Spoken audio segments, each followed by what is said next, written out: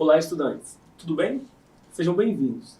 Arrasta a poltrona ou a sua cadeira, se acomode aí no seu cantinho preferido, que vai começar a sua aula de História aqui no Dever em Casa, na TV. Eu sou o Gabriel Jesus, professor de História. Na aula de hoje, vamos conhecer o papel e a influência da mulher na Idade Média através das fontes históricas. Que tal começar a aula registrando a sua presença? Aponte o celular para esse QR Code que aparece na sua TV, para eu saber que você participou da nossa aula.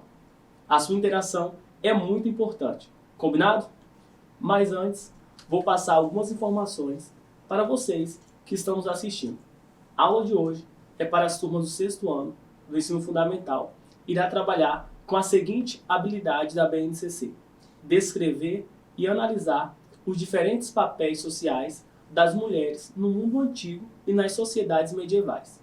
E tem como objetivo conhecer o papel e a influência da mulher na Idade Média através das fontes históricas.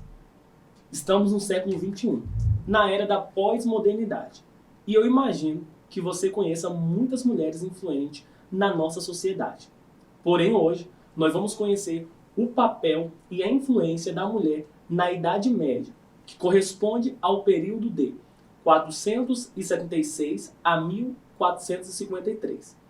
Há exemplos e exemplos de mulheres na Idade Média que desenvolveram atividade de liderança política.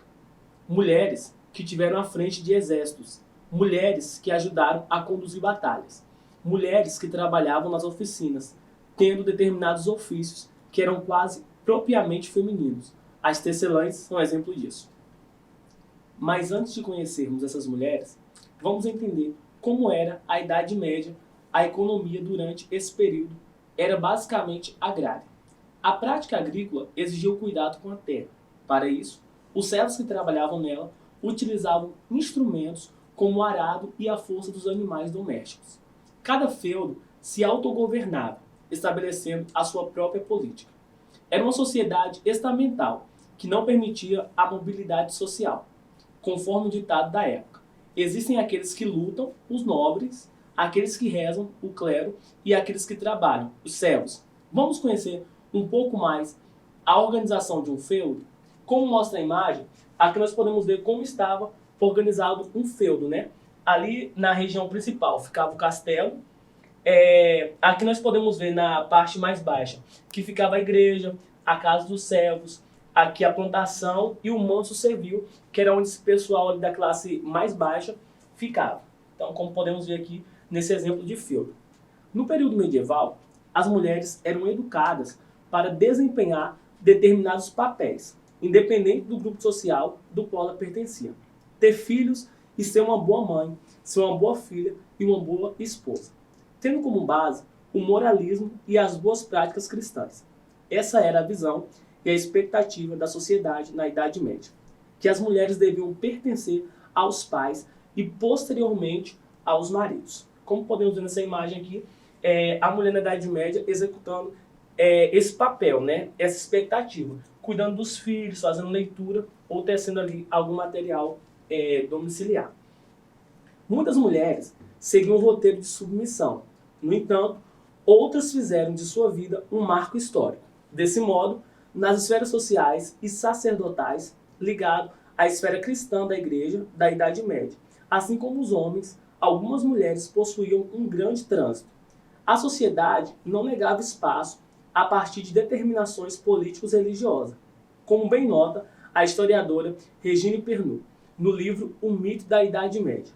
Certas mulheres desfrutaram na Igreja, e devido à sua função na Igreja, um extraordinário poder na Idade Média. Algumas abadesas eram autênticas senhores feudais, cujo poder era respeitado de um modo igual ao dos outros homens.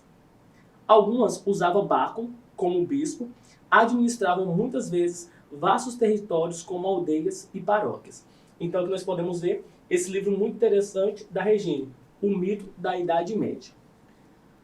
Além da grande influência na esfera eclesiástica, as mulheres também tinham um lugar de destaque fora das abadias e conventos, como menciona o autor. Nos atos notariais, é muito frequente ver uma mulher casada agir por si própria, abrindo, por exemplo, uma loja ou um comércio, isso sem ser obrigada a apresentar uma autorização do marido. Finalmente, os registros das derramas, nós diríamos os registros dos recebedores, quando nos foram conservados, como é o caso de Paris, no final do século XVIII, mostram algumas mulheres que exerciam profissões como professora, médica, boticária, educadora, tintureira, copista, miniaturista, encanadora, entre outros. Então aqui nós já podemos ver essa influência positiva das mulheres ali no campo servil. A monja benedita alemã Hildegard é um exemplo de muitas mulheres que marcaram a história. Possuía inúmeras aptidões e tratou de usar todas elas. Foi teóloga, mística, compositora, pregadora, naturalista, médica, informal, poeta, dramaturga, escritora e mestra, e fundadora do mosteiro de Ruppertsberg, e até mesmo conselheira do imperador Frederico Barbosa. Foi imperador romano germânico de 1155 até a sua morte, em 1190. Virou santa e doutora da Igreja. Nascida no ano de 1098 na Alemanha, veio de uma família pobre. Ainda nova, com 8 anos, foi destinada à vida eclesiástica. Acredita-se que, graças às suas visões espirituais que tinha durante a infância, aos 16 anos, fez seus votos como monja de ordem benedita. Mas foi somente aos 42 anos que as visões passaram a ser mais frequentes, e ela passou a registrá-la em suas obras literárias. Ela morreu em 1179, aos 81 anos, uma longevidade totalmente inesperada em uma época onde raramente se passava dos 40 anos. Durante seu tempo reclusa, Hildegard estudava plantas que havia no mosteiro e registrava tudo para finalidades medicinais. Isso fez com que ela desenvolvesse habilidades no diagnóstico e prognóstico de seus companheiros, sempre combinando soluções de ervas medicinais e espiritualidades. Durante os primeiros estudos, documentados em um livro chamado Física, foi que a eclérica mencionou a utilização do lúpulo na cerveja. Segundo ela, após provar o sabor amargo e testar suas propriedades, concluiu que a planta seria de bom proveito, se utilizada para conservar a bebida, e ainda contribuiria para seus sabores e aroma. É preciso reconhecer a tamanha importância que Hildegard teve e tem para as mulheres, já que viveu em uma época em que havia um apagamento de muitas personagens femininas e seus ensinamentos perduram até hoje. Então nós podemos ver aqui a imagem dela e o lúpulo ali de uma cerveja, que foi um experimento que ela acabou descobrindo aí na sua época. Mais tarde, na Itália, a veneziana Cristina de Pisan ousou seguir a carreira de escritora profissional após a morte do marido. Não é de se estranhar que tenha defendido os interesses femininos em sua obra. Escreveu tratados em que encorajava as mulheres a tomar consciência de si e sobre tudo. O livro da Cidade das Mulheres, uma resposta à misoginia, ou seja, o ódio às mulheres alastradas em muitas cidades. Cristina ficou viúva com 25 anos, depois de 10 anos de um casamento feliz, do qual lamentou sempre o seu fim prematuro e brutal. Viúva, Cristina foi a primeira francesa de letras a viver do seu trabalho. Cristina de Pisan ficou particularmente conhecida por sua defesa das mulheres contra o sexismo no meio literário e filosófico. Sexismo é o ato de discriminação com relação ao gênero, sobretudo contra as mulheres e meninas. Os textos mais importantes para análise desses argumentos contra a inferioridade da mulher são a série de correspondências reunidas sob o título Querelle de la Rose, ou O Debate da Rosa, e A Cidade das Damas. A Cidade das Damas pode ser lida como um catálogo de mulheres ilustres, tendo claramente mulheres como público leitor. Pisan compila mais de 150 relatos biográficos de mulheres ilustres, sejam pelas contribuições científicas ou pelo seu destaque nas artes, por suas atuações como governantes, estrategistas, militares ou por terem levado uma vida devota e exemplar segundo a fé cristã. Podemos ainda centrar a leitura em uma reivindicação recorrente, a saber que as mulheres devem receber a mesma educação que os homens. Podemos identificá-la com clareza na Cidade das Damas. Abre aspas.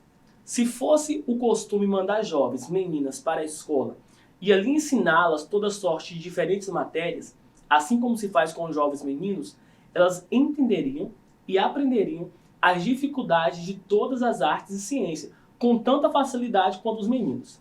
Sabe-se por que as mulheres conhecem menos que os homens? É porque elas são menos expostas a uma larga variedade de experiência, já que precisam ficar em casa o dia inteiro em nome do lar. Não há nada como uma gama completa de diferentes experiências e atividades para expandir a mente de qualquer criatura racional. Pizan, Cidade das Damas, parte 1, capítulo 18. Então, o que nós podemos ver também, ela fazendo a leitura, né, para os burgueses, para o pessoal ali mais influente da época. Imbuída de espírito guerreiro e também italiana, Matilde de Canossa, além de governar cidades e castelos e fundar igrejas e mosteiros, comandou os seus exércitos contra os inimigos. Ela administrava a justiça, viajando por seus territórios, sem se preocupar com os perigos. As fontes a descrevem como um modelo do príncipe laico, que não pertencia a nenhuma ordem religiosa, mas era cristão, fiel à igreja, mas politicamente habilidoso, mecenas, protetor das artes e reformador no campo jurídico. De fato, são mulheres de tirar o fôlego que marcaram a sua época. Como nós podemos ver aqui na imagem, ela é uma representação da Matilde de Toscana, governou cidades, castelos e fundou igrejas e mosteiros. Outra mulher que deixou um grande legado foi Joana d'Arc, pelo seu papel relevante na Guerra dos 100 Anos. Ela nasceu no nordeste da França, no ano de 1412. O século XV, a França enfrentava as consequências da Guerra dos 100 Anos, um conflito dinástico que se estendeu ao longo de 116 anos e que foi marcado por alguns intervalos. O desentendimento entre franceses e ingleses se iniciou em 1328, quando Carlos IV, rei francês, faleceu e não deixou herdeiros diretos para assumir o trono. Joana d'Arc alegava que tinha visões e ouvia vozes do arcanjo Miguel, da Santa Catarina de Alexandria e da Santa Margarida de Antioquia. Nessas aparições sobrenaturais, ela era orientada a tomar parte na guerra contra os ingleses para expulsá-los da França e para garantir a coroação de Carlos VII, o rei da França. Então, nós podemos ver essa representação, né, da Guerra dos 100 Anos, a qual Joana d'Arc vai ter uma ação bem positiva e vai começar aos seus 16 anos, quando ela decide tomar parte na guerra. A camponesa conseguiu convencer a população local de seu propósito. Joana d'Arc foi fundamental para 2 vitórias expressivas da França, em Orleans e em Reims. Seu desempenho se deu através de um posicionamento firme e influenciador, por vezes chegando a se vestir como um homem em algumas batalhas. Joana foi queimada viva em 30 de maio de 1431, com apenas 19 anos. A cerimônia de execução aconteceu na Praça do Velho Mercado, às 9 horas, em Rouen. Atualmente, a Santa Joana d'Arc é considerada padroeira nacional da França e existe até uma data comemorativa para ela, 30 de maio. E aí, gostou das mulheres que você conheceu? Vamos fazer uma atividade? A proposta de hoje é um caça-palavras. Deixarei na tela as palavras que iremos encontrar em um tempo de 15 segundos. Vamos lá? Então, as 3 palavras que você tem que encontrar aí na sua casa é Joana d'Arc, Matilde e Idade Média. Elas estão aqui nesse caça-palavras e você vai ter um tempo aí de 15 segundos para encontrar elas, tá bom? E eu volto para a correção.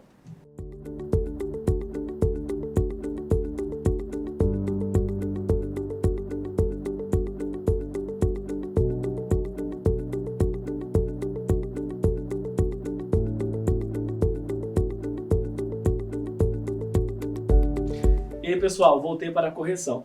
Conseguiram encontrar? Vamos ver agora. Então, a primeira palavra é Joana d'Arc. Ela está aqui na segunda fileira de palavras ali, Joana d'Arc. A segunda palavra é Matilde. A gente vai encontrar ela aqui nessa direção. Matilde, na cor azul, tá bom? E a terceira e última palavra é Idade Média.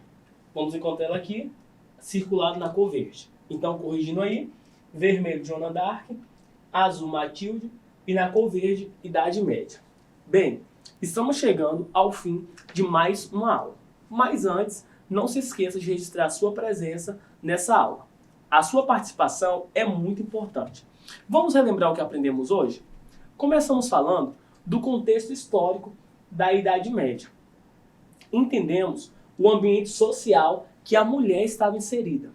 Falamos sobre a importância do papel da monja beneditina. Aprendemos a história de Cristina de Pizan e analisamos a história da italiana Matilde. Vimos a influência exercida por Joana d'Arc. Espero que você tenha gostado. Agora é com você. Vou deixar aqui na tela o nosso WhatsApp, porque o Para Casa de hoje é um breve resumo.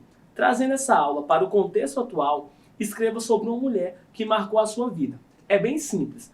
Aponte o celular para esse QR Code e envie a sua atividade. Ou, se preferir, você pode adicionar aí nosso WhatsApp, 996610143. Espero que você tenha gostado da nossa aula. Siga as nossas redes sociais, Facebook e Instagram, @DV em Casa na TV, e acesse o nosso site, tvdvemcasa.com.br. Lá você confere toda a nossa programação, além de poder ver e rever as aulas exibidas aqui no canal. Até o próximo encontro e lembre-se, mesmo distante, estamos juntos. Tchau!